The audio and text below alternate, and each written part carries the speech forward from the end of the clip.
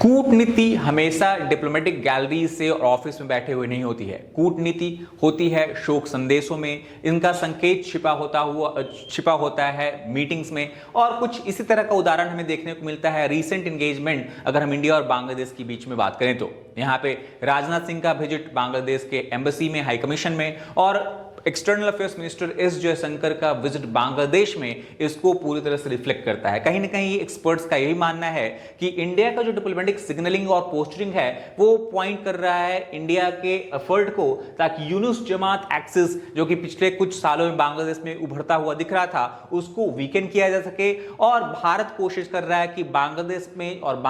में जो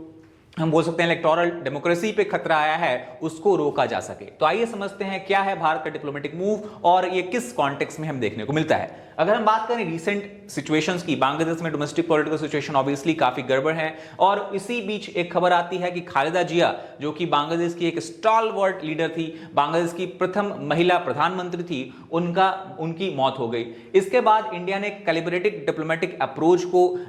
यहाँ पे बेसिकली यूज किया है और बांग्लादेश नेशनलिस्ट पार्टी जिसके की खालिदा जिया मेंबर हुआ, बेसिकली लीडर हुआ करती थी, उसके साथ इंगेजमेंट हमें यहां पे बढ़ता हुआ दिखता है। इसके बाद क्वेश्चन उठना, ये सवाल, सबसे बड़ा सवाल उठना ये शुरू हो गया है कि क्या इंडिया यूनुस इक्वेशन का इस पे इफेक्ट पड़ेगा और किस हद तक के बांग्लादेश में जो पॉलिटिकल चर्न स्टार्ट हुआ है, स्पेशली कीपिंग इन माइंड कि आगे आने वाले कुछ वीक्स में बांग्लादेश में जनरल इलेक्शंस भी देखने को मिलने वाले हैं, तो कैसे उन सब पे इनका इफेक्ट देखने को मिलेगा। अगर हम बात करें पूरे पॉलिटिकल कंटेक्स्ट को, तो शेख हसीना हम जानते हैं कि अगस्त 2024 से भारत में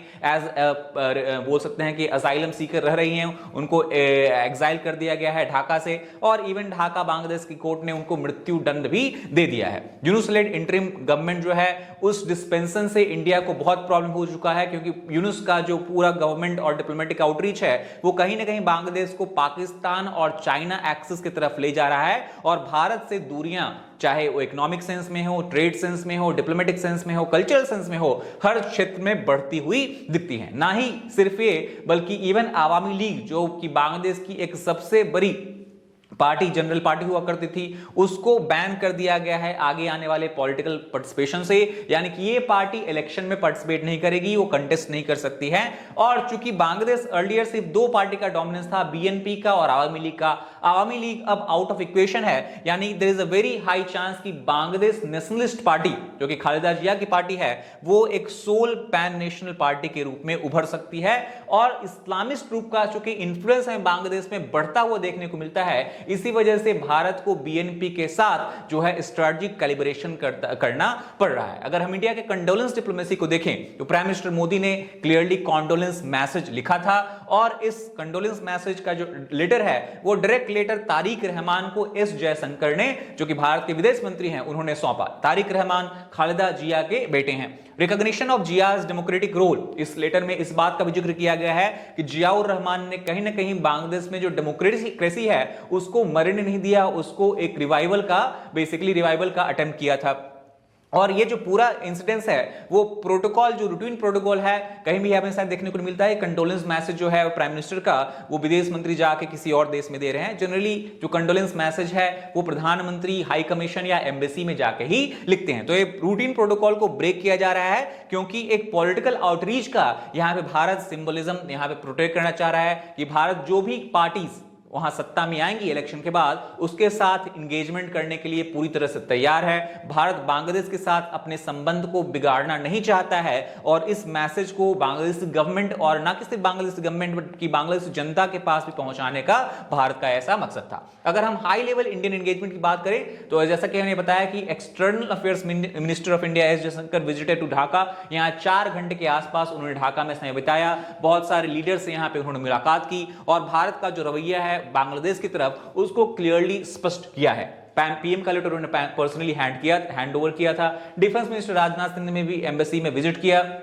हाई कमीशन हम बोल सकते हैं, वहां पे विजिट किया, तो सीनियर लेवल बीएनपी के साथ जो एंगेजमेंट है वो रेयर एंगेजमेंट है और उसको भी हमें यहां देखने को मिलता है। अगर हम बीएनपी आउटरीच जो इंडिया ने किया है, इंडियन गवर्नमेंट किया है, उसके सिग्निफिकेंस की बात करें तो सबसे पहले तो हमें एक बैकग्राउंड में यह समझना होगा कि जब भी आवामी लीग पार्टी में आती थी वो कहीं ना कहीं प्रो इंडिया और इंडिया के साथ फ्रेंडलियर अप्रोच रखती थी, जबकि Bangladesh nationalist party traditionally India के साथ उसका अप्रोच, उसका रिलेशनशिप और उसका जो डायरेक्ट बोल सकते हैं एक्शन था वो एंटी इंडिया था। बहुत सारे ऐसे फोर्सेस जो कि इंडिया में टेरर पैदा करना चाह रहे थे या इंडिया को कहीं ना कहीं सिक्योरिटी को थ्रेट करना चाह रहे थे, उसको बीएनपी ने प्रोटेक्शन दिया था, सह दिया था। तो प्रीवियसली इस वजह से उनको एंटी इंडिया पार्टी माना जाता था। बट अब सवाल यह है कि अवामी लीग चूंकि आउट ऑफ इक्वेशन है, इंडिया के पास कोई और ऑप्शन है नहीं, तो प्राइमरी डेमोक्रेटिक ऑल्टरनेटिव के रूप में सिर्फ बीएनपी बच जाती है, क्योंकि जो दूसरी पार्टीज हैं वो तो बिल्कुल डेमोक्रेसी के अगेंस्ट में है। वो बिल्कुल बांग्लादेश को कहीं ना कहीं एक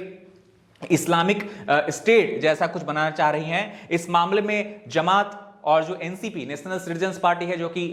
आई थी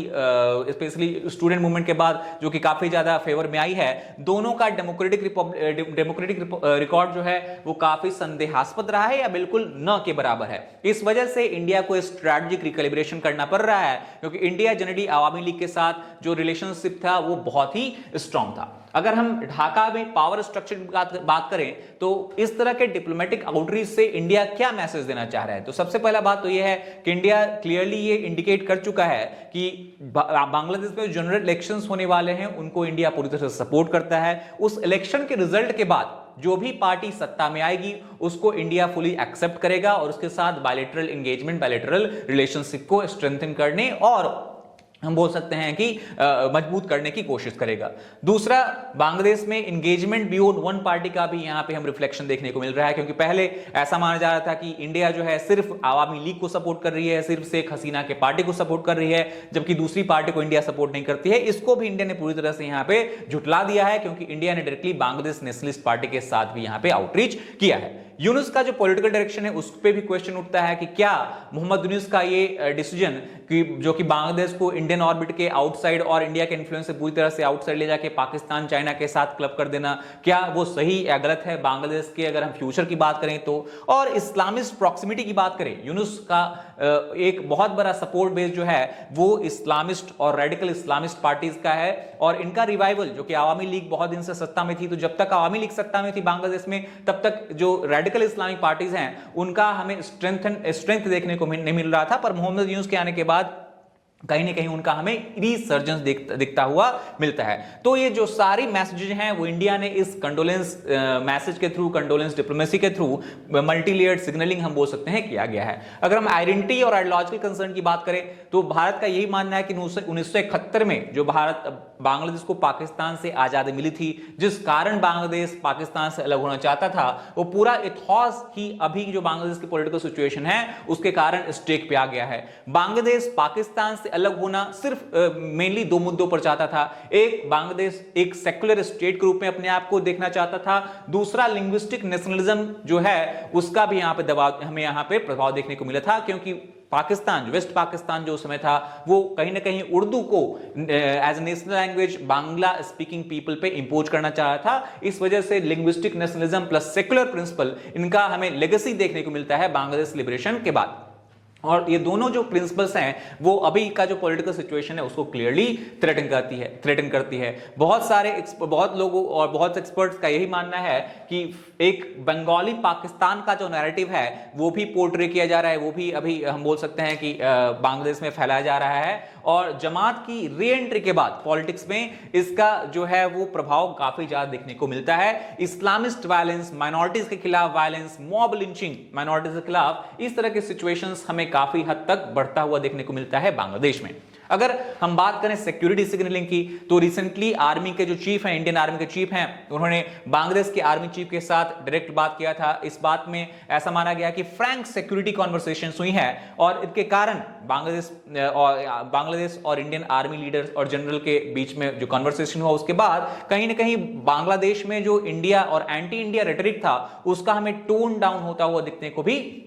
मिलता है। तो ये क्वाइट स्टेबलाइजेशन की स्ट्रेटजी इंडिया ने अडॉप्ट की है। इसको हम सॉफ्ट प्रेशर डिप्लोमेसी बोल सकते हैं। इंडिया यहां डायरेक्टली बांग्लादेश में अटैक नहीं कर रहा है, यहां इंडिया डायरेक्टली हम बोल सकते हैं इंटरफेयर उनके प्रोसेस में नहीं कर रहा है, पर सॉफ्ट डिप्लोमेसी के थ्रू इंडिया अपना इंटरेस्ट ऑब्वियसली प्रिजर्व करना चाह रहा है। इंडिया का यहां पे अगर हम बात करें क्यों बांग्लादेश में इतना इन्वॉल्वमेंट है, सिर्फ इसलिए नहीं कि बांग्लादेश के साथ हम बहुत बड़ी सीमा शेयर करते हैं, सिर्फ इसलिए नहीं कि बांग्लादेश जो है वो हमारा एक पड़ोसी है, बल्कि इंडिया का यहां पे वेरी वेरी इंपॉर्टेंट और वाइटल स्ट्रेटेजिक स्टेक भी देखने को मिलता है। पहला, काउंटर टेरर कॉपरेशन। हम जानते हैं कि नॉर्थ ईस्ट इंडिया में या फिर इवन नक्सल जो मूवमेंट है, वो कई बार उनके जो लीडर्स हैं, जब इंडिया में प्रेशर इंक्रीज होता है सिक्योरिटी फोर्सेस का, वो बांग्लादेश में जाके पनाह लेते हैं और पहले भी शरणार्थी के रूप में वहां पनाह लेते थे। तो बांग्लादेश की गवर्नमेंट स्पेशली आवामी लीग के आने के बाद काउंटर टेरर कॉपरेशन देखने को मिला था और इसके कारण बहुत सारे जो नॉर्थ ईस्टर्न ग्रुप हैं वो काफी वीक हो गए थे। दूसरा, अगर हम बात करें बॉर्डर इंटरनल सिक्योरिटी पर डायरेक्ट इंपैक्ट है, क्योंकि हम इंडिया बांग्लादेश के साथ इंडिया का लॉन्गेस्ट बॉर्डर है आउट ऑफ ऑल द